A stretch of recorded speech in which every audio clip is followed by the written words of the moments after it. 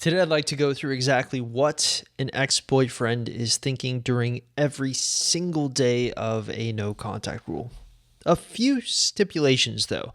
I want to use the most common version of no contact to go through this exercise, the 30-day rule. And after spending the better part of a day outlining, I think the best way to tackle this complex discussion is by looking at the days in phases, specifically these 6 phases. The separation elation phase, the wonder/annoyance phase, the anger phase, the dyadic phase, the realization phase, and the acceptance phase. Now, if you're an avid reader of my website, you'll notice that this discussion actually bears a striking resemblance to the discussion I had on the psychology of a dumper during the no contact rule.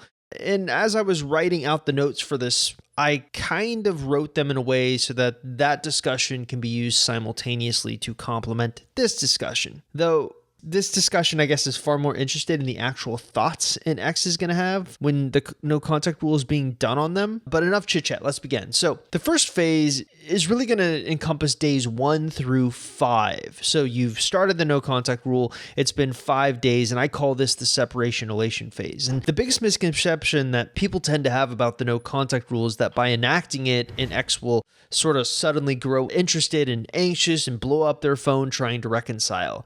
And sure, we've seen that happen before. I mean, come on, we've all seen stories online like that. In fact, there's stuff that goes around like this in our private Facebook group all day. You know, just a couple of months ago, there was a woman who said, well, before I could finish day 2 of 45 of no contact, he calls me 13 times and another 3 on Snapchat and so on and so forth. But believe it or not, our research has actually shown that this is actually the exception to the rule. In fact, most exes don't even contact you at all during a no contact rule, and that's okay. Instead, what's more likely to happen is what I've coined the separation elation phase. Now, this is taken directly from an attachment style website called Free to Attach. Specifically, this website really looks at attachment style research for avoidance.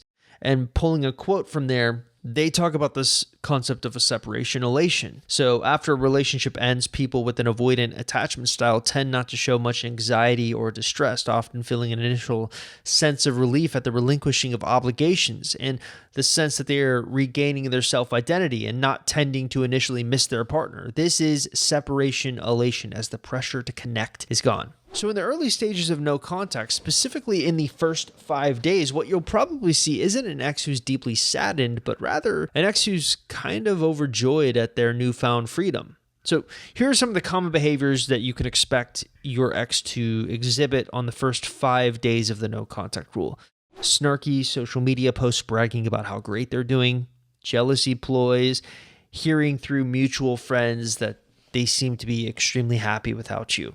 And then we get to kind of the next phase, which is going to take place during days 6 through 10. And I call this the wonder/annoyance phase. So the next 5 days is where the magic of the no contact rule can truly begin to take effect. So the first 5 days, your ex is out partying. They're having fun, talking nonstop about how great the breakup has been for them. This is where that changes though, right? Well, no, not exactly. A complete 180 like that takes a lot longer to occur. But this second phase is really where 2 things are going to happen. The first thing is your ex is going to start to wonder why you haven't reached out to them yet. The second thing is that they're going to grow annoyed at the fact that they may have had you pegged incorrectly. So the wonder thing is pretty easy to digest. 1 minute you are clearly trying to reconcile before the no contact rule, then you use a no contact rule and fall off the face of the earth. It's natural to wonder why your ex had this sudden change of heart. And that's what gets the wheels turning. It's sort of this inception idea. Your absence, your seemingly being okay with that absence, plants an idea in their head. Why? Why is she or he suddenly okay with us being apart? It causes them to rethink their assumptions about you. This annoys them. They may have had you pegged wrong. And at the heart of every breakup is this childish notion of there being a winner and a loser. Any guy who goes through separation elation is going to feel like a winner, right? Well, your silence brings that into question. And it's annoying, especially when something that you wholeheartedly believe turns out not to be so true. So common behaviors to expect in days 6 through 10. a slowdown on their bragging about their life. The separation elation is kind of like this mini honeymoon period, and snarky comments about you to mutual friends. I think that will still occur. The next phase is pretty simple. It's called the anger phase and will take place during days 11 through 15. Now, recently, my wife and I, we've been watching this show called Master Chef. Words I never thought I'd mutter in a million years. Yep, I got sucked into a stupid cooking show. Anyways, one of the things that they have these competitors doing on the show is they divide them up into teams to see how they can work in a group. And inevitably, in a fast-paced competition, tempers are going to flare. And there's always that one guy or gal who messes something up, grows angry, and finds it easier to start blaming other people instead of taking ownership for the mistakes they may have been responsible for. And that's what I've noticed about anger during the no contact rule. In fact, Coach Anna and I had this really great discussion about this a few years ago on my podcast, where we talked about what to do if your ex is mad at you. And the argument we made was this: one of the best ways to distract ourselves from feeling pain is by growing angry at someone else. And think about it from your ex's perspective. It's been over a week since the no contact rule has been enacted. They've been on this separation elation high. They've realized that maybe they didn't have you pegged the way they thought they did. It's causing them to grow a bit angry. So who's to blame for this roller coaster of circumstance? Well, your ex seems like a perfectly good candidate. And so the common behaviors to expect on days 11 through 15 are angry text messages, angry notes left on cars, bad-mouthing you to mutual friends. It's all part of the game.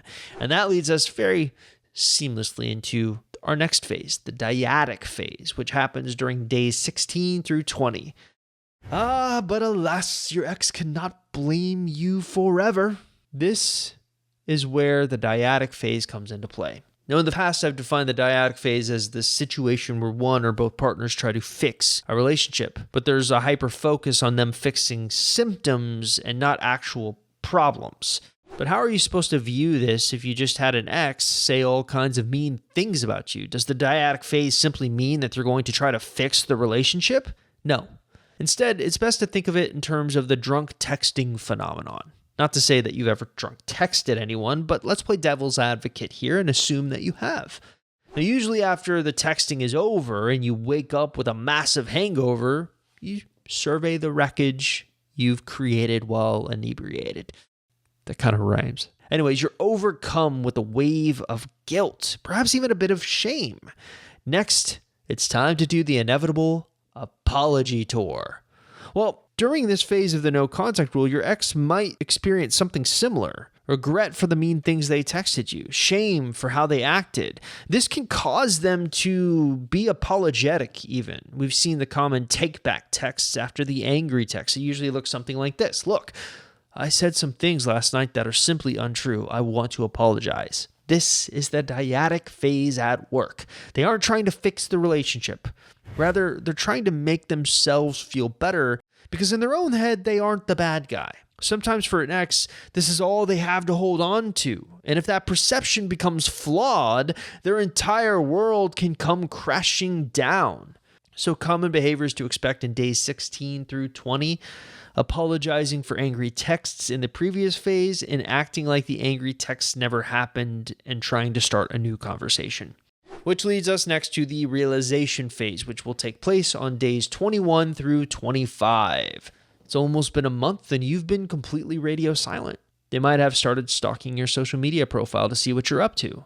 They see you posting, so they know you aren't kidnapped. Nope, just ignoring them. This is the phase where I think they start to realize that you never talking to them again might actually be their new reality. And I'm not really sure they're okay with that. This is often the phase where we see exes try one last desperate plea to get you to respond, which means you're going to get this kind of behavior. So the common behaviors to expect on days 21 through 25 is another angry text, lying to get you to respond, showing up at your work unannounced, showing up at your house unannounced. And that leads us finally to the acceptance phase, days 25 through 30. This phase is simple. They start to accept life without you. Don't panic, though. This phase is the crux of my argument for why I believe you should be reaching out after no contact. Think of the roller coaster that your ex has been on throughout this no contact period up to this point. They start off happy. That's a plus. Then they started to get kind of irked at the fact you were ignoring them. A minus. They got angry at you. Another minus. That anger might have made them feel a little bit better for a moment. It's a plus. They feel bad about some of the things they may have said to you. That's a negative. They make themselves feel better by apologizing or trying to put a band-aid over the problem. That's a plus. They realize they may never hear from you again. That's a minus.